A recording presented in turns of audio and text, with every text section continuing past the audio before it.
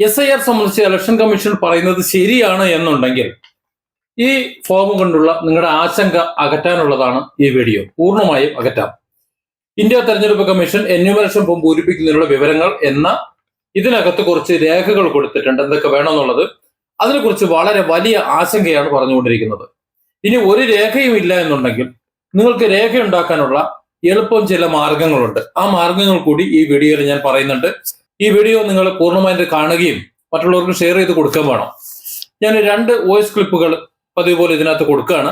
ചിലരുടെ ആശങ്കകളാണ്. ആ വോയിസ് ക്ലിപ്പിന് ശേഷം ഇതിനെ കുറിച്ചുള്ള വളരെ വിശദമായ കാര്യങ്ങൾ ഞാൻ പറയാം. ഇവിടെ ഏത് ഘട്ടത്തിലാണ് നമ്മൾ പ്രതിസന്ധിയിലാവുന്നതെന്ന് അറിയാമോ? 3-ാം ഘട്ടത്തെ 2ാമത്തെ വെരിഫിക്കേഷന് ശേഷം BLOമാർ പിന്നെ 2ാം വെരിഫിക്കേഷന് ശേഷം ജില്ലാ ഇലക്ട്രൽ ഓഫീസറുടെ ഇതിലേക്ക് അപ്ഡേറ്റ് ചെയ്യും. അപ്ഡേറ്റ് ചെയ്തിട്ട് നേരിട്ട് തെരഞ്ഞെടുപ്പ് കമ്മീഷനിലേക്കാണ് ഇത് പോകുന്നത്. ഒരാൾക്ക് വോട്ടുണ്ടോ വോട്ടില്ലയോ എന്ന് നമ്മൾ നൽകിയ പ്രൂഫിൻ്റെ അടിസ്ഥാനത്തിൽ നിങ്ങൾ ഇന്ത്യൻ പൗരത്വത്തിനും വോട്ടിനും അർഹനാണോ എന്ന് തീരുമാനിക്കുന്ന അന്തിമ അധികാരി പിന്നെ തിരഞ്ഞെടുപ്പ് കമ്മീഷണറാണ്. ആ തിരഞ്ഞെടുപ്പ് കമ്മീഷണറുടെ അടുത്ത് ഇത് പോയിട്ട് ആ കരട് പട്ടിക പ്രസിദ്ധീകരിക്കുന്നത് ജനുവരി അവസാനത്തിലാണ്. ഈ ജനുവരി അവസാനത്തിലാണ് നമുക്ക് കാരണം കാണിക്കൽ നോട്ടീസ് വരുന്നത്. ഇന്ന കാരണങ്ങൾ കൊണ്ട് പിന്നെ കാരണമൊന്നുമില്ല, വോട്ടർ പട്ടിക SIR പിന്നെ സ്പെഷ്യൽ റിവിഷന് വേണ്ടി താങ്കൾ സമർപ്പിച്ചിട്ടുള്ള രേഖകൾ അപര്യാപ്തമായതിനാൽ മറ്റ് രേഖകൾ സമർപ്പിക്കണം എന്ന് ഒരു നോട്ടീസ് തരും. എപ്പോഴാണ്? ജനുവരി അവസാനം. ഒരാഴ്ച കൂടെ ഉള്ളൂ. ഫെബ്രുവരിയിലാണ് ഇത് പ്രസിദ്ധീകരിക്കുന്നത്. അപ്പോൾ ആ ജനുവരി അവസാനം നമ്മൾ എവിടെ നിന്നുണ്ടാക്കും വേറെ രേഖ? അതുമാത്രമല്ല, നമ്മൾ സമർപ്പിച്ച രേഖയുടെ ഡിഫാൾട്ട് എന്താണ് എന്ന് പറയുന്നില്ല. അതാണ് ബീഹാറിൽ ഏറ്റവും പ്രശ്നമായിട്ടുള്ളത്. ഒരു സ്പെല്ലിംഗ് മിസ്റ്റേക്ക് സംഭവിച്ചിട്ട് താങ്കൾ സമർപ്പിച്ച രേഖയിൽ താങ്കളുടെ വോട്ടർ പട്ടികയിലും ഇന്ന സ്പെല്ലിംഗ് മിസ്റ്റേക്ക് കാണുന്നു, ആയതിലേക്ക് ഒരു 1 സർട്ടിഫിക്കറ്റ് തരണം എന്നല്ല പറഞ്ഞിട്ടുള്ളത്. താങ്കൾ സമർപ്പിച്ച രേഖകൾ അപര്യാപ്തമായതിനാൽ റിജക്റ്റ് ചെയ്യുന്നു. അത് എന്താ പ്രശ്നം നമ്മൾ അറിയുന്നില്ല, എന്ത് വിഷയമാണ് എന്ന് അവർ സൂചിപ്പിക്കുന്നുമില്ല. മാത്രവുമല്ല, നമ്മുടെയൊക്കെ സർട്ടിഫിക്കറ്റ് ബുക്കുകളിൽ പേരിലും ഇൻഷലിലും സ്പെല്ലിങ്ങിലും ഒക്കെ മാറ്റമുണ്ട്. സാധാരണഗതിയിൽ നമ്മൾ ചെയ്യുന്നത് സംസ്ഥാന റവന്യൂ വകുപ്പ് നൽകുന്ന 1 സർട്ടിഫിക്കറ്റ് വില്ലേജ് ഓഫീസിൽ നിന്ന് മേടിച്ച് ഇന്നടത്ത് ഇന്ന അഡ്രസ്സിൽ കാണുന്ന ഇന്നാരും ഇന്ന അഡ്രസ്സിൽ കാണുന്ന ഇന്നാരും രണ്ടും എൻ്റെ പ്രഥമ ദൃഷ്ടിയുള്ള അന്വേഷണങ്ങളിൽ ഒന്നാണ് എന്ന് ബോധ്യപ്പെട്ടതായി ഞാൻ സർട്ടിഫൈ ചെയ്യുന്നു എന്നും പറഞ്ഞ് വില്ലേജ് ഓഫീസർ ഒരു 1 സർട്ടിഫിക്കറ്റ് തരും. നമ്മളത് അറ്റാച്ച് ചെയ്ത് അങ്ങോട്ട് കൊടുക്കും, അത് സ്വീകരിക്കും. അതാണ്. പക്ഷേ ഇലക്ഷൻ കമ്മീഷൻ്റെ കരട് മാർഗരേഖയിൽ വളരെ കൃത്യമായിട്ട് പറയുന്നു, സംസ്ഥാന ഗവൺമെൻറ്റുകൾ സമർപ്പിക്കുന്ന ഇത്തരം ഒരു രേഖയും അവർ പരിഗണിക്കത്തില്ല. എങ്ങനെയുണ്ട്? വളരെ എളുപ്പമെന്ന് പറഞ്ഞ് അങ്ങനെ കൈ കഴുകി നിങ്ങൾ പോവാതെ ഈ ചോദ്യത്തിനും കൂടെ നിങ്ങളൊരു ഉത്തരം ഈ ഗ്രൂപ്പിൽ പറയണം. നിങ്ങൾ പറഞ്ഞല്ലോ വളരെ എളുപ്പമാണ്, 2ാം ഫോമിൽ അങ്ങ് പൂരിപ്പിച്ചാൽ മതിയെന്ന്. 2ാം ഫോമിൽ അങ്ങ് പൂരിപ്പിക്കുന്നത് ഏത് രേഖ വെച്ചിട്ടാണ് പൂരിപ്പിക്കേണ്ടത്? പിതാവിൻ്റെ രേഖകൾ വെച്ച് പൂരിപ്പിക്കണ്ടേ? പിന്നെ നിങ്ങൾ പറഞ്ഞു പുതിയ വോട്ടർമാരെ ചേർക്കാൻ ഇപ്പോൾ ഒരു രേഖ ആവശ്യമില്ലാന്ന്. അത് എല്ലാവർക്കും അറിയാം, ഇപ്പം രേഖ ആവശ്യമില്ല. പക്ഷേ അവരെ രേഖകൾ കിട്ടിക്കഴിഞ്ഞ് അവർ ഹിയറിങ്ങിന് വിളിക്കുമ്പോൾ രേഖയുമായിട്ടാണ് ചെല്ലേണ്ടത്. ആ രേഖയുമായി ഹിയറിങ്ങിന് ഹാജരാകാത്തവരെ അല്ലെങ്കിൽ രേഖ സമർപ്പിക്കാത്തവരെ അതൊരു ലിസ്റ്റിൽ നിന്ന് തള്ളും. ഏത് രേഖയാണ് അവർ കൊണ്ടുപോകേണ്ടത്? വാപ്പയുടെയും ഉമ്മയുടെയും ജനന സ്ഥലവും ജനന തീയതിയും രേഖപ്പെടുത്തിയ സർട്ടിഫിക്കറ്റ്. എത്ര ആളെ കയ്യിലുണ്ടത്? ഏത് രാഷ്ട്രീയ പാർട്ടിക്കാർക്ക് അത് ഉണ്ടാക്കി കൊടുക്കാൻ കഴിയുക? എന്താ അതിന് നിങ്ങൾ മറുപടി പറയാത്തത്? പ്രവാസിയാണെങ്കിൽ അവന് പൂരിപ്പിച്ചു കൊടുത്താൽ മതി എന്ന് പറഞ്ഞു. പ്രവാസിൻ്റെ കാര്യത്തിൽ അത് 2002 ലിസ്റ്റിൽ പേരുള്ളവർക്ക് മാത്രമാണ്. 10,000-കണക്കിന് ലക്ഷക്കണക്കിന് പേർക്ക് 2002 ലിസ്റ്റിൽ പേരില്ല എന്നുള്ളൊരു സത്യം നിങ്ങൾ തിരിച്ചറിയണം. പേരില്ലാത്തവരെന്താണ്? ആദ്യം ഫോം പൂരിപ്പിച്ചു കൊടുത്താൽ മതി. ഏത് തെറ്റായാലും ഒരു കുഴപ്പമില്ല, ഫോം പൂരിപ്പിച്ചു കൊടുത്താൽ അവരത് വാങ്ങും, അവിടെ വെക്കും. പക്ഷേ സംശയം തോന്നുമ്പോൾ ഹിയറിങ്ങിന് വിളിക്കും. ഹിയറിങ്ങിന് വിളിക്കുമ്പോൾ പ്രവാസി എന്ന് പറഞ്ഞാൽ അവൻ്റെ പാസ്പോർട്ടാണ് അവർ പരിഗണിക്കുക. പാസ്പോർട്ടിൻ്റെ ഫ്രണ്ട് പേജും പിന്നെ വിസ അടിച്ച സ്റ്റാമ്പിൻ്റെ പേജും ഹാജരാക്കണം എന്നാണ് പറയുക. അങ്ങനെ വന്നിട്ടുണ്ടെങ്കിൽ എത്ര ആയിരക്കണക്കിന് പ്രവാസികൾ പുറത്തു പോകുന്നുള്ളത് നിങ്ങൾ ചിന്തിച്ചിട്ടുണ്ടോ? എന്താണ് വിഡ്ഢിത്തം പറഞ്ഞു കണ്ട് ഒഴിഞ്ഞു മാറിപ്പോകുന്നത്? ഒരു പേടിയും പേടിക്കണ്ട എന്ന്. എന്യൂമറേറ്റർമാരും BLOമാരും ഗവൺമെൻറ് ഉദ്യോഗസ്ഥരാണ്. അവരുടെ മനസ്സിൻ്റെ ഉള്ളിൽ സ്നേഹം ഉണ്ടെങ്കിലും മതേതരത്വം ഉണ്ടെങ്കിലും അവർക്ക് നിർദ്ദേശിച്ച വാക്കുകളെ പറയാൻ പറ്റുള്ളൂ. അവർക്ക് ട്രെയിനിങ് കൊടുത്തത് മാത്രമേ അവർക്ക് ചെയ്യാൻ പറ്റുള്ളൂ. ഇല്ല എന്നുണ്ടെങ്കിൽ അവർക്കെതിരെ നടപടി വരും. അവർ നിങ്ങളോട് പൂർണ്ണമായിട്ടുള്ള സത്യം പറയില്ല. രേഖകൾ ഹാജരാക്കണം എന്ന് പറഞ്ഞാൽ അത് ഹിയറിങ്ങിന് രേഖകൾ ഹാജരാക്കിയേ പറ്റൂ. എത്ര ആയിരക്കണക്കിന് ആളുകളുടെ പേരിലാണ് വാപ്പാന്റെയും ഉമ്മാന്റെയും അഡ്രസ്സും ഇതുമായിട്ടുള്ള യോജിപ്പില്ലാത്തത് നിങ്ങൾക്കറിയോ? ഇപ്പൊ പെട്ടെന്ന് എടുത്തു നോക്കുമ്പോഴാണ് പറയുന്നത്. ഇന്നലെ തിരുവമ്പാടി എന്നാണ് ഒരു സ്ത്രീ പേഴ്സണൽ മെസ്സേജ് ആരോ കൊടുത്തറിഞ്ഞ് എൻ്റെ അടുത്ത് വന്നിട്ടുള്ളത്. വന്നിട്ട് എന്താ പറയുന്നത് അറിയാം? നിങ്ങൾ പറഞ്ഞ വോയിസ് കേട്ടപ്പോഴാണ് ഞാൻ എൻ്റെ ആധാർ കാർഡ് എടുത്ത് നോക്കിയത്. എൻ്റെ വാപ്പാൻ്റെ ഇതുമായിട്ട് വീട്ടുപേരിൽ മാറ്റമുണ്ട്. ഞാൻ ഇനി എന്താ ചെയ്യാന്ന്? എന്താണ് ആ സ്ത്രീയോട് നമ്മൾ മറുപടി കൊടുക്കുക? ആ സഹോദരിക്ക് എന്ത് മറുപടി കൊടുക്കുക? നിങ്ങൾ എന്താ ഇത് നിസ്സാരമായിട്ട് കാണുകയെന്ന് പറഞ്ഞാൽ ഒരു പേടിയില്ല അതാ പറയണമെന്ന്. ഇപ്പോൾ തന്നെ BLO പറയുന്നുണ്ട്, നിങ്ങളുടെ ആധാർ എപ്പിക് നമ്പർ, അതായത് ഫോട്ടോ പതിച്ച ഇലക്ട്രിക്കൽ കാർഡിന്റെ ഇലക്ഷൻ കാർഡിന്റെ നമ്പറുകൾ ഉണ്ടെങ്കിൽ അത് വെച്ചോളൂ, ഫോട്ടോ റെഡിയാക്കി വെച്ചോളൂ, ആധാർ കാർഡ് നമ്പർ കുറിച്ച് വെച്ചോളൂ, അഡ്രസ്സുകൾ ശരിക്കും വെച്ചോളൂ, ഫോൺ നമ്പറുകൾ വെച്ചോളൂ. ഇതൊക്കെ പിതാവിൻ്റെതുമായിട്ട് മാച്ചാവണം. പിതാവിന്റെ വീട്ടുപേരും കാര്യങ്ങളുമായിട്ട് മാച്ചാവാത്ത ഒരു രേഖ എടുത്തു വെച്ചിട്ട് കാര്യമില്ല. ഈ ഒരു സത്യം നിങ്ങൾ തിരിച്ചറിയണം. ഒരു പേടിയില്ലാന്നോ? അഡ്വക്കേറ്റ് ബീരാന് പാർലമെന്റ് MP ആണ്, രാജ്യസഭ MP. അദ്ദേഹമാണ് സുപ്രീം കോടതിയിലേക്ക് പോവുക, ഇത് അപകടമാണെന്ന് ഇന്ന് ലോകത്തോട് പറഞ്ഞത് വിളിച്ച്. എന്നിട്ടും പറയുന്നു നിങ്ങൾ ഒരു വിഷമവും ഒരു പേടിയില്ല എന്ന്. വെറുതെ ആളുകളെ ഇതാക്കരുത്. ജനങ്ങളോട് പറയാ ഇത് അപകടം നിറഞ്ഞത് തന്നെയാണ്, നിങ്ങൾ രേഖകൾ ഉണ്ടാക്കണം എന്നാണ് പറയേണ്ടത്. രേഖകൾ കൊടുത്തില്ല എന്നുണ്ടെങ്കിൽ അവരെ അതിന്റെ സമയമാകുമ്പോൾ ലിസ്റ്റിൽ നിന്ന് അങ്ങ് പെട്ടും. ലിസ്റ്റിൽ നിന്ന് പുറത്തു പോയവർ രണ്ടാം കിട പൗരന്മാരാവും ഇന്ത്യയിൽ. അക്കാര്യത്തിൽ ഒരു സംശയവും വേണ്ട. SIR സംബന്ധിച്ച് ഈ ഒരു കടലാസാണ് എല്ലാവരുടെയും ആശങ്ക. ഇത് മാത്രമാണ് ആശങ്ക. ഇതിൽ പറഞ്ഞിട്ടുള്ള 5-6 കാര്യങ്ങൾ, 2, 4, 6, 7 കാര്യങ്ങൾ കൊടുത്തിട്ടുണ്ട്. ഈ രേഖകൾ വല്യപ്പന്റെ കുഴിമാടം മാന്തി എടുത്തുകൊണ്ട് വരാൻ കഴിയും, ഈ രേഖകൾ ആർക്ക് തരും എന്നൊക്കെയാണ് നമ്മൾ നേരത്തെ വോയിസിൽ കേട്ടത്. അതിനുള്ള പരിഹാരമാണ് ഞാൻ പറയുന്നത്. നിങ്ങൾക്ക് എന്തെങ്കിലുമൊക്കെ രേഖ ഇല്ല എന്നുണ്ടെങ്കിൽ രേഖ ഉണ്ടാക്കാനുള്ള മാർഗം ഞാൻ അതിൽ പറഞ്ഞു തരുന്നുണ്ട് കേട്ടോ. ഇനി നമുക്ക് ഇതിന്റെ ഓരോ വരി, ഇത് വളരെ മനസ്സിലാക്കേണ്ട കാര്യമായതുകൊണ്ട് ഡീറ്റെയിൽഡ് ആയിട്ട് തന്നെ പറയാനാണ് ഉദ്ദേശിക്കുന്നത്. ഇത് ഇലക്ഷൻ കമ്മീഷൻ പറയുന്നത് ശരിയാണെങ്കിൽ എന്നാണ്. ഇലക്ഷൻ കമ്മീഷന്റെ പിന്നിൽ എന്തെങ്കിലും അജണ്ട ഉണ്ടെങ്കിൽ, ഇനി ഇവിടെ ഏതെങ്കിലും ഒരു വിഭാഗത്തിനെ പാകിസ്ഥാനിലേക്ക് നാട് കടത്താൻ വേണ്ടി എന്തെങ്കിലും അജണ്ട ഉണ്ടെന്നുണ്ടെങ്കിൽ ഞാൻ ഈ പറയുന്ന വീഡിയോ ബാധകമല്ല. നോർമൽ കേസിൽ അങ്ങനെ ഒരു വിഷയം ഉണ്ടാകാൻ സാധ്യതയില്ല എന്നാണ് ഞാൻ മനസ്സിലാക്കുന്നത്. 2002 ഇത് നടന്നിരുന്നതാണ്. 2002 BJP എന്ന പാർട്ടി ഇത്രയധികം ഒരു പ്രശ്നം ഇവിടെ അല്ലാതിരുന്നത് കൊണ്ടും, ഇവിടെ ഒരു തെരഞ്ഞെടുപ്പ് വരുന്നത് കൊണ്ടും, ഇനിയിപ്പോൾ അടുത്ത അസംബ്ലി തെരഞ്ഞെടുപ്പ് വരുന്നത് കൊണ്ടും, ഇവിടെ ചില തെരഞ്ഞെടുപ്പ് അജണ്ടകൾ നടപ്പിലാക്കേണ്ടതിന്റെ ഫലമായിട്ടാണോ ഇവിടെ ഇത്തരത്തിലൊരു ആശങ്ക പടർത്തുന്നത് എന്നത് എന്റെ ഒരു സംശയമാണ്. അതൊക്കെ അവിടെ നിൽക്കട്ടെ. ഏതായാലും ഇലക്ഷൻ കമ്മീഷന് ദുരുദ്ദേശം ഒന്നും ഇല്ലെന്നുണ്ടെങ്കിൽ നമുക്കിത് മനസ്സിലാക്കാം. ഇതിനകത്ത് നോക്കൂ, മുൻ SIR ഇലക്ടറൽ റോളുകളുടെ തങ്ങളുടെ പേരും ബന്ധുവിന്റെ അല്ലെങ്കിൽ ബന്ധുക്കളുടെ പേരും voters.eci.gov.in എന്ന വെബ്സൈറ്റിൽ പരിശോധിച്ച് എന്യൂമറേഷൻ ഫോമിൽ വിശദമായ വിവരങ്ങൾ നൽകാം. ഇത് പറഞ്ഞെന്താണ്? നമ്മളെ സംബന്ധിച്ച രേഖകളൊന്നും ഇല്ല എന്നുണ്ടെങ്കിൽ നമുക്ക് എന്ത് ചെയ്യാം? പഴയ രേഖ, ഏത് 2002 കുറച്ച് രേഖകളുണ്ട്, അത് കണ്ടെത്താൻ വേണ്ടി ആ സൈറ്റിൽ കയറി കഴിഞ്ഞാൽ ആ ജില്ലയും സ്റ്റേറ്റും മറ്റു കാര്യങ്ങളും കൊടുത്തു കഴിഞ്ഞാൽ നമ്മുടെ ബാക്കിയുള്ള രേഖകൾ കിട്ടും. അതൊന്ന് രേഖപ്പെടുത്തിയാൽ മതി, നിങ്ങൾ ഇവിടുത്തുകാരനായി അറിയാൻ പറ്റും. ഓക്കെ, നമ്മൾ വേറെ രേഖയൊന്നും ഇല്ല കേട്ടോ, ഒരു രേഖയില്ല. പിന്നെ വോട്ടർമാർക്ക് അതായത് BLOമാരുമായി ബന്ധപ്പെടാവുന്നതാണ്. എന്യൂമറേഷൻ ഫോമിൽ നൽകുന്ന മുൻ SIR ഇലക്ടറൽ റോൾ വിശദാംശങ്ങൾ ലഭ്യമല്ലാത്തതോ ഡാറ്റാബേസുമായി പൊരുത്തപ്പെടാത്തതോ ആയ വോട്ടർമാർക്ക് ERO നോട്ടീസ് നൽകുകയും നോട്ടീസ് ലഭിച്ചു കഴിഞ്ഞാൽ ഇനി പറയുന്ന വിഭാഗങ്ങളെ അടിസ്ഥാനമാക്കിയുള്ള രേഖകൾ വോട്ടർ നൽകേണ്ടതുമാണ്. ഇതാണ് രണ്ടാമത്തെ ഏറ്റവും വലിയൊരു പ്രശ്നം. ഇവിടെ BLOമാർക്ക് ഇത്തരത്തിലുള്ള അധികാരം കൊടുത്തിട്ടില്ല. BLOമാർക്ക് ട്രെയിനിങ്ങും മറ്റു കാര്യങ്ങളും കൊടുത്തിട്ടില്ല. അവർക്ക് ഇപ്പോൾ ഒരു തേങ്ങാപ്പിണ്ണാക്കും അറിയില്ല വലിയൊരു വിഭാഗത്തിലും എന്നുള്ളത് കഴിഞ്ഞ വീഡിയോയിൽ ഞാൻ പറഞ്ഞിരുന്നു. അത് നിലനിർത്തിക്കൊണ്ട് തന്നെയാണ് ഞാൻ സംസാരിക്കുന്നത്. ഇവിടെ അന്തിമ തീരുമാനം എടുക്കാനോ അഡീഷണൽ രേഖകൾ, ആധാർ, മറ്റുള്ള കാര്യങ്ങൾ കളക്ട് ചെയ്യാൻ, അതായത് നമ്മൾ രേഖകൾ കൊടുത്തുകൊണ്ട് ആ രേഖകൾ വാങ്ങിക്കൊണ്ട് നമ്മൾ വോട്ടേഴ്സ് ലിസ്റ്റിലേക്ക് ചേർക്കാനുള്ള അവകാശം, അധികാരം ഈ പറയുന്ന BLOമാർക്കില്ല. ഇതാണ് നമ്മൾ അതിൽ മനസ്സിലാക്കേണ്ടത്. അതായത് നമ്മുടെ BLOമാർക്ക് ആധാർ കാർഡ് കൊടുത്തുകൊണ്ട് അല്ലെങ്കിൽ ID കാർഡ് കൊടുത്തുകൊണ്ട് മറ്റെന്തെങ്കിലും കൊടുത്തുകൊണ്ട് വോട്ടേഴ്സ് ലിസ്റ്റിൽ പേര് ചേർക്കണം എന്ന് പറഞ്ഞാൽ അത് പറ്റില്ല.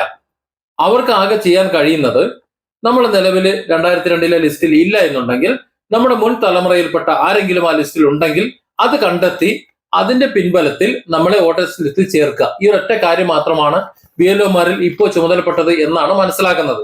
ഓർമ്മേ, രേഖകൾ നമ്മൾ എന്തെങ്കിലും ഉണ്ടെങ്കിൽ സമർപ്പിക്കേണ്ടത് ബന്ധപ്പെട്ട, നോക്കൂ നിങ്ങൾ, ERO നോട്ടീസ് നൽകിയതിനു ശേഷം ആ നോട്ടീസ് ലഭിച്ചു കഴിഞ്ഞാൽ നമുക്ക് രേഖകൾ നൽകാം.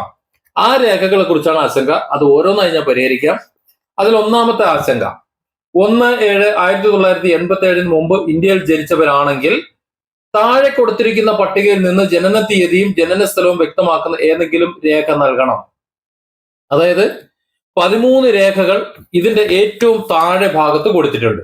ഞാനത് വിശദീകരിക്കാം. രേഖയില്ലാത്തവർക്ക് എങ്ങനെ രേഖ ഉണ്ടാക്കുന്നു പറഞ്ഞുതരാം കേട്ടോ. ഈ 13 രേഖകളിൽ ഏതെങ്കിലും ഒന്ന് ഹാജരാക്കിയാൽ മതി. ആ 13 രേഖകളിൽ ഒന്ന് ഹാജരാക്കാൻ നമുക്ക് കഴിയും. അതുകൊണ്ട് ഒന്നാമത്തെ കാര്യം വിട്ടേക്കുക. 1/7/1987 ശേഷം ജനിച്ചവരാണെങ്കിൽ അതൊന്നുള്ളത് വിട്ടു. ഈ പറയുന്ന 13 രേഖകളിൽ ഒന്ന് നമുക്ക് ഹാജരാക്കാൻ കഴിയും. അവിടുത്തെ വിഷമം കഴിഞ്ഞില്ലേ? ആ ഒരു ആശങ്ക അകന്നു കഴിഞ്ഞു. ഇനി രണ്ടാമത്തത് 1/7/1987 2/12/2004 ഇടയിൽ ഇന്ത്യയിൽ ജനിച്ചവരാണ് എന്നുണ്ടെങ്കിൽ താഴെ കൊടുത്തിരിക്കുന്ന പട്ടികയിൽ നിന്ന് ജനനത്തീയതിയും ജനനസ്ഥലം വ്യക്തമാക്കുന്ന ഏതെങ്കിലും ഒരു രേഖ, അതായത് നമ്മുടെ രേഖയും പിന്നെ ആ പട്ടികയിൽ നിന്ന് നമ്മുടെ രക്ഷിതാക്കളുടെ ആരെങ്കിലും ഒരാളുടെ രേഖയും, ഇത് രണ്ടും ഈസി ആയിട്ട് ഹാജരാക്കാൻ കഴിയും. ഒരു ടെൻഷനും വേണ്ട. അതെങ്ങനെയാന്ന് ഞാൻ പറഞ്ഞുതരാം. വീഡിയോ നിങ്ങൾ തുടർന്ന് കണ്ടാൽ മതി. അപ്പൊ രണ്ടാമത്തെ പാർട്ടും കഴിഞ്ഞു. അതായത് 5 കുത്തുകളാണ് ഉള്ളത്. 5 കുത്തുകളിൽ 2 കുത്തുകളുടെ പരിഹാരം പറഞ്ഞുതരാം കേട്ടോ. പിന്നെ മൂന്നാമത്തെ കുത്ത് 2/12/2004 ശേഷം ഇന്ത്യയിൽ ജനിച്ചവരാണ് എന്നുണ്ടെങ്കിൽ അതിലും പറയുന്നത് ആദ്യം നമ്മുടെ രേഖ, പിന്നെ മാതാവിന്റെയും പിതാവിന്റെയും രേഖ, പിന്നെ ഏതെങ്കിലും രക്ഷിതാവ് ഇന്ത്യക്കാരനല്ല എന്നുണ്ടെങ്കിൽ അത് അവർ ചിന്തിച്ചാൽ മതി. അവരിവിടെ നമ്മൾ ജനിച്ച സമയത്ത് അവർ ഇന്ത്യക്കാരനാണെന്നുള്ള അറിയണമല്ലോ, അല്ല ഇന്ത്യയിൽ ഉണ്ടെന്നുള്ള കാര്യങ്ങൾ അറിയിക്കേണ്ട ഉത്തരവാദിത്വം അവർക്കുണ്ട്. അത് നമ്മൾക്ക് ബാധകമല്ല. ഈ ടെൻഷൻ അടിക്കുന്ന ആർക്കും അത് ബാധകമല്ലാത്തത് കൊണ്ട് അതിനെക്കുറിച്ച് ആലോചിക്കേണ്ട. അങ്ങനെയുള്ള ആൾക്കാരുടെ കയ്യിൽ ആ രേഖ ഉണ്ടാവും, അവരത് കൊടുത്തോളും. കാരണം അവർ സൂക്ഷിക്കേണ്ട രേഖയാണ്, അവർ സൂക്ഷിച്ചിരിക്കും, അവരുടെ കയ്യിലുണ്ടാവും. അല്ലാതെ അന്നത്തെ പാസ്പോർട്ട് കൊണ്ട് കളഞ്ഞു, അന്നത്തെ ജനനരേഖ കൊണ്ട് കളഞ്ഞു എന്ന് പറഞ്ഞുകൊണ്ട് ടെൻഷൻ അടിക്കേണ്ട ആവശ്യമില്ല. അവരുടെ കയ്യിൽ ആ രേഖ ഉണ്ടാകും, അവർ വിദേശ പൗരനായിരുന്നത് കൊണ്ട്. ഇനി അതിന്റെ ബാക്കിയുള്ളത് ഒന്ന് ക്ലാരിഫിക്കേഷൻ തരാം. താഴെ കൊടുത്തിരിക്കുന്ന പട്ടികയിൽ നിന്ന് ജനനത്തിന്റെയും ജനനസ്ഥലം വ്യക്തമാക്കുന്ന എന്തെങ്കിലും രേഖ നമ്മുടെ രേഖയാണ്, അതില്ലെങ്കിൽ ഉണ്ടാക്കാം. പിന്നെ താഴെ കൊടുത്തിരിക്കുന്നത് പിതാവിന്റെ ജനനത്തിന്റെയും ജന്മസ്ഥലം, അതും ഇല്ലെങ്കിൽ നമുക്ക് ഉണ്ടാക്കാം.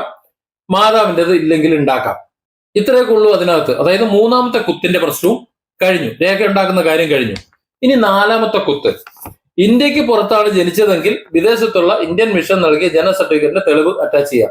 ഇന്ത്യക്ക് പുറത്ത് ജനിക്കുന്ന എല്ലാവർക്കും അവിടുത്തെ അതോറിറ്റി, നമ്മുടെ ഇന്ത്യൻ അതോറിറ്റി കൊടുക്കുന്ന സർട്ടിഫിക്കറ്റ് ഉണ്ടാകും.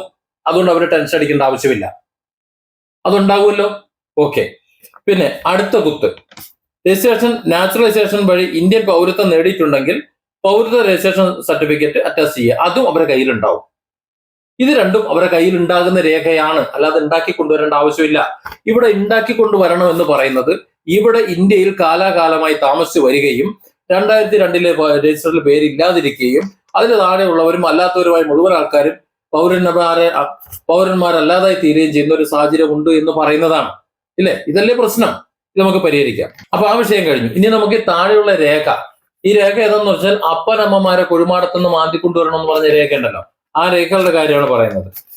രേഖകൾ സമഗ്രമല്ല എന്ന് പറഞ്ഞിട്ടുണ്ട്. ഈ സമഗ്രമായത് ഏതെന്നുള്ളത് ഇലക്ഷൻ കമ്മീഷനാണ് പറയേണ്ടത്. പറയട്ടെ, ഏതായാലും ഈ പട്ടിക നമുക്കൊന്ന് നോക്കാം. മുകളിൽ രേഖപ്പെടുത്തിയതിനെ ആസ്പദമായി സ്വയം, അച്ഛൻ, അമ്മ എന്നിവർക്ക് സമർപ്പിക്കേണ്ട പ്രത്യേക സ്വയം സാക്ഷ്യപ്പെടുത്തിയ രേഖകൾ സെൽഫ് അറ്റസ്റ്റഡ് ആണ് കേട്ടോ. ഗസറ്റ് ഓഫീസർ അറ്റസ്റ്റ് ചെയ്യാനൊന്നും പോയൊന്നും വേണ്ട. അപ്പോൾ ആ രേഖകൾ 13 രേഖകൾ നമുക്ക് നോക്കാം. അപ്പനും അമ്മയും ഉണ്ടാക്കേണ്ട രേഖകൾ. ഇപ്പൊ കേന്ദ്ര സംസ്ഥാന പൊതുമേഖലാ സ്ഥാപനങ്ങളിലെ ജീവനക്കാരനാണെന്നുണ്ടെങ്കിൽ സ്വാഭാവികമായിട്ടും അവർക്ക് പെൻഷൻ രേഖ ഉണ്ടാകും, തിരിച്ചറിയൽ കാർഡ്, മറ്റു കാര്യങ്ങൾ ഉണ്ടാവും. അത് മതി. അപ്പോ 1 കഴിഞ്ഞു.